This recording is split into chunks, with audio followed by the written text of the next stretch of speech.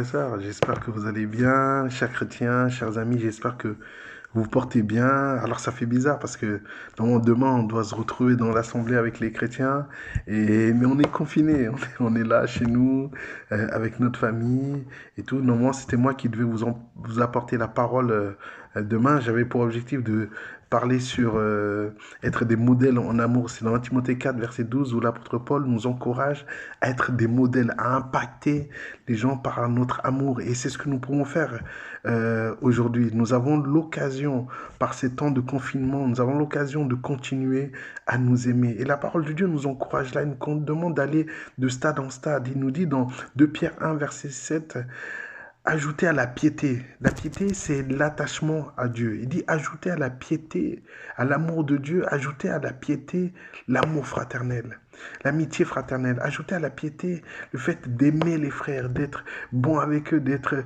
des amis fidèles. Ajouter cela, mais il nous demande d'aller encore un peu plus loin.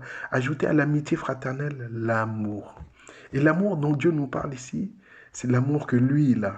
Un amour qui aime sans rien attendre en retour. Un amour qui donne de soi et qui ne demande rien. Un amour qui est prêt à se livrer totalement. La Bible dit qu'il n'y a pas de plus grand amour que de donner sa vie pour un frère. Et c'est là, à cet amour que Dieu nous appelle. Et je veux vous encourager, frères et sœurs, à continuer à vivre cet amour. Alors je comprends qu'il est difficile.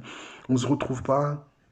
On ne peut pas aller manger ensemble, on ne peut pas se retrouver et lire la parole de Dieu ensemble, on ne peut pas se retrouver et rigoler ensemble, on ne peut pas se retrouver prier et louer Dieu ensemble. Mais sachez une chose, l'amour de Dieu traverse le temps et l'espace.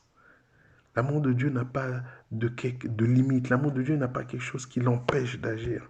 L'amour de Dieu agit en tout temps, à tout moment. Et dans ces temps-là où nous sommes confinés, je veux penser à nos frères et sœurs qui sont seuls, les jeunes étudiants qui sont seuls, les femmes qui sont seules, les frères qui sont seuls, les anciens qui sont seuls et qui ne peuvent pas se retrouver comme, par exemple, moi j'ai la grâce d'être avec mon épouse, avec mes enfants, de se retrouver, mais qui ne peuvent pas se retrouver et je pense à eux et je crois que nous devons manifester l'amour de Dieu. L'Église, c'est pas simplement quand nous nous retrouvons, mais l'Église, c'est ce que nous sommes. Nous sommes des pierres vivantes. Nous sommes unis par un lien, par un cordage d'amour, par un lien qui nous tient fermement. C'est l'amour de Dieu.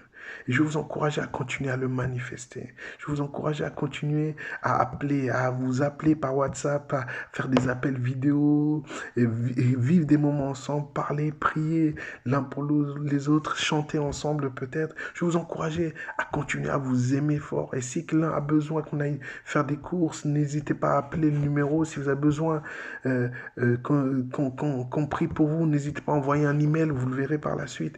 Mais je vais vous encourager dans ces choses-là, à faire le pas. À faire le pas vers ceux qui sont seuls, à faire le pas vers les frères et sœurs, à dire à quelqu'un, hey, je t'ai pas oublié, je pense à toi, tu me manques, et à avoir des réels sentiments, à se mettre à genoux et à prier quand vous sentez le besoin pour quelqu'un, quand quelqu'un vous partage son cœur, quand vous partagez ses douleurs, à s'agenouiller, à prier et à œuvrer, à continuer d'œuvrer par la grâce de Dieu. Je vous aime, vous manquez fort, vous nous manquez fort, et on a hâte de se retrouver, mais en attendant, on est toujours pareil. Nous sommes l'Église. Soyez bénis.